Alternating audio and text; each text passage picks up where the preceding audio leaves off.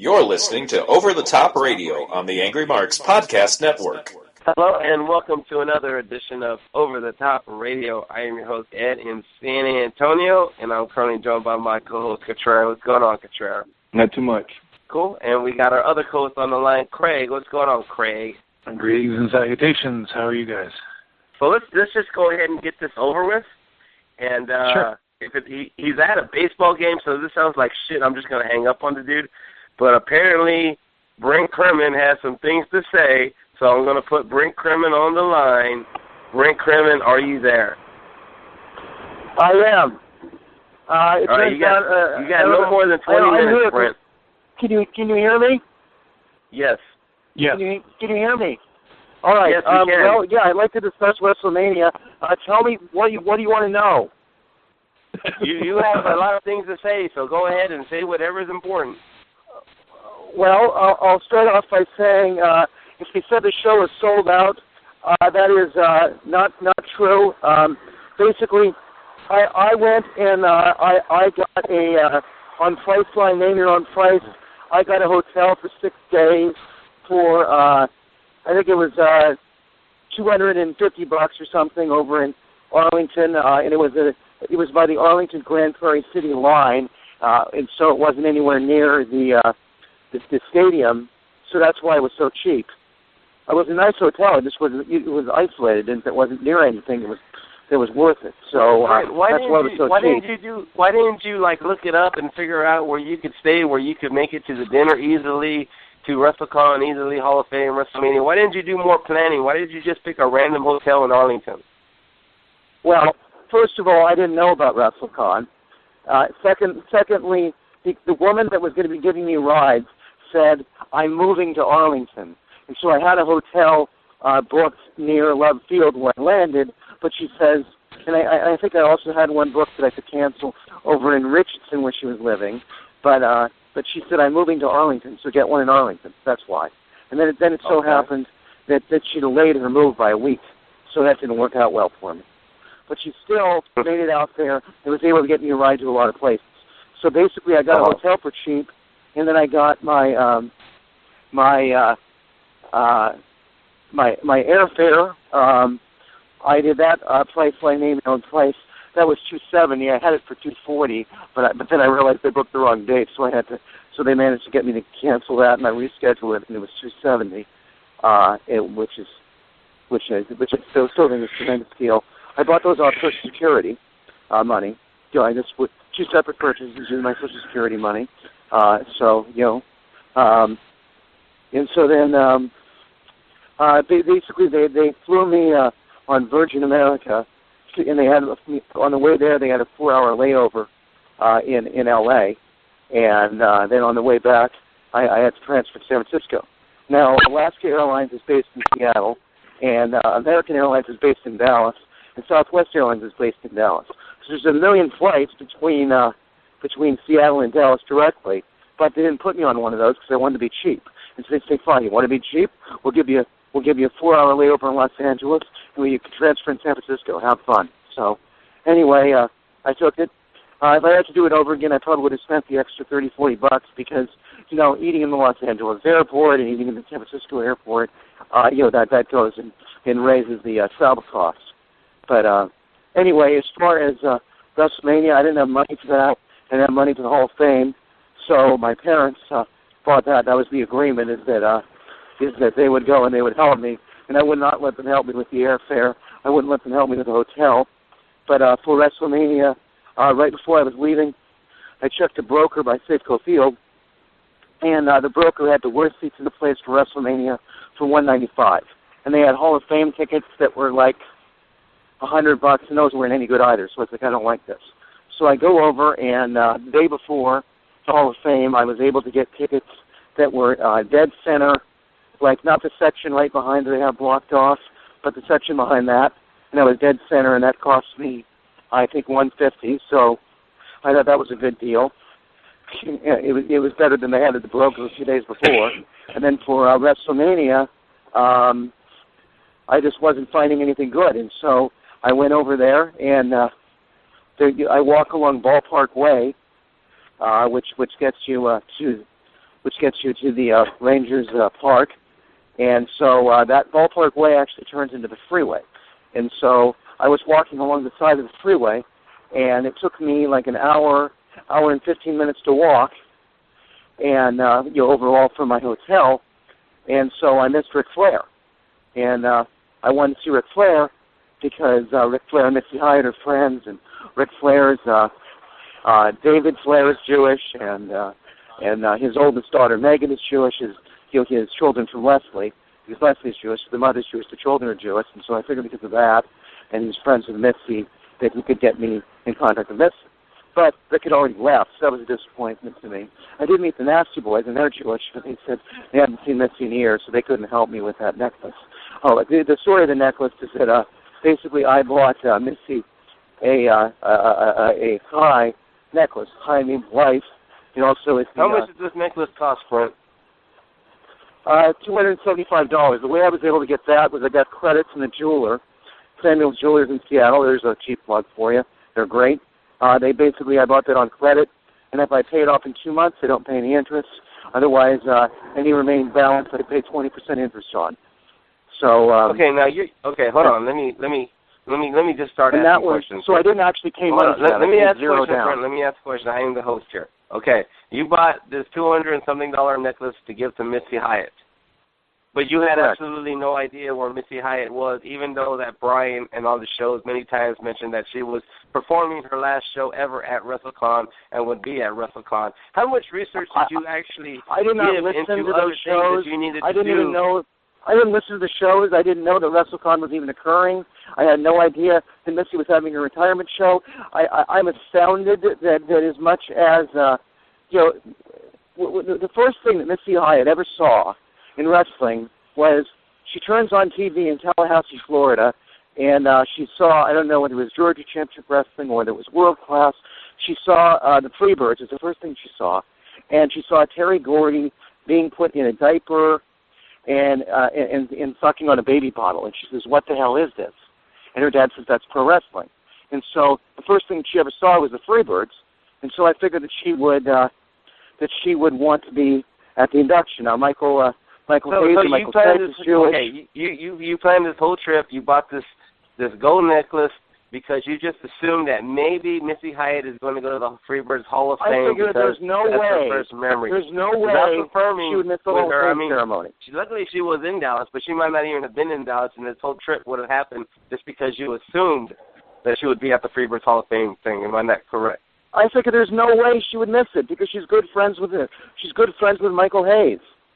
Michael Hayes and the rest of the Freebirds when she worked in World Class, they would she was in the shower and they would be above her and they would pee on her. I mean, the wrestlers are like dogs. If they like you, they pee on you. So they're good friends. Okay, now so you have this necklace. I did see her Twitter. Hold on, Brandon. I'm the host. Let me talk. Okay, you have this necklace. You're trying to give it to Missy Hyatt. You're unable to. No one wants to get seen her or able to do this. So instead of waiting to just send it to Missy in the mail when you got home, you decided to just give this necklace to a random bartender at a place you were at. And why did you do this? Well, because I was walking around with this necklace in a in a Kroger grocery bag, and in the Kroger grocery bag was a number of things, newspapers, etc. Just a bunch of random flotsam and jetsam, and I had a little bag, and in the bag there was a box, and in the box there was the necklace, and I was constantly taking out this box, showing it to people, and it's like, I'm going to lose this necklace, and so I was terrified that somehow between then and when I got home, I would lose that necklace. I mean, I'm going and I'm carrying that grocery bag everywhere. And but you so basically lost the necklace by giving it away to a random stranger, so what's the difference? No. What happened was I was just simply telling my story to this bartender, and this bartender says, I'm Jewish. And I said, really? She said, yeah. And so I said, okay. Well, I'll tell you what. I don't know how to get this to Missy, but if you promise to wear this and agree to have your picture taken with it, then you can have it. And so she was very grateful, and her fellow bartender put it on her, and I was happy. So basically, I've given a fellow Jew a high necklace, and that makes me happy, and I don't have any regrets. Okay, so now, you still have to pay for this necklace.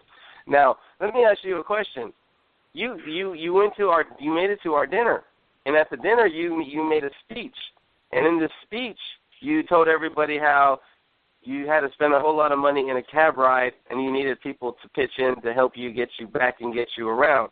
Now, right? Because did you ever cross your mind that maybe you should sell this necklace and go back and get all this money and send it or give it back to the people who were kind enough to help you out, or not even knowing you, but they gave you money to help you out? Did you ever think that maybe you should return the favor and repay them?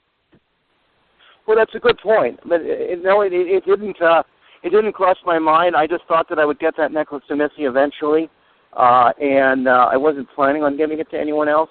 It just was a situation that I ran across. Now, as far as selling it, what I know about jewelry is the jewelers go and mark up the price. If you go and you sell it, like if you take it to a pawn shop, you're lucky to get half of what you paid for it. And so they just mark it up tremendously because they mark it up because it's beauty, craftsmanship. When you sell it, you basically get the price of the gold, which is a lot less. And so selling it, I wouldn't even get half my money back. Craig, do you have any? Hold on, Craig. Do you have any questions for Brent? Hi, Brent. Hi, Craig. It's great. It's great to have a forum. I've wanted to discuss WrestleMania. I mean, I have lots of opinions, but I wanted to go and discuss the ticket. My parents paid for the WrestleMania ticket, and so at 6:15, I bought a WrestleMania ticket. There was a good seat. It was like center ring, down like on the second deck or something. I don't know, and that cost me $345. So I paid face value. I tried to get it from the broker because I didn't want to go and give Vince McMahon my money, but the brokers said. I went over there. It was like 5:45, and they said I said I want to buy a ticket. They said you can't. You have to register. And then they tried registering me, and the registration was closed. And they said call. And so I called, and my phone went dead. And so and that didn't work. So I just walked right across to Cowboy Stadium, and it was 6:15, and they had a few seats left. So I bought a ticket. So if they said it sold out, that's not true. It was an hour and 15 minutes into the show, and they still had tickets. So there's a bit of news for you. Okay, now why were you calling Vinny when Vinny wasn't even there, and he claims he told you many times that I didn't know that Vinny wasn't there. He didn't tell me. When I spoke to him briefly, right before he hung up on me, I think he told me he wasn't there, but he didn't indicate to me that he wasn't going there.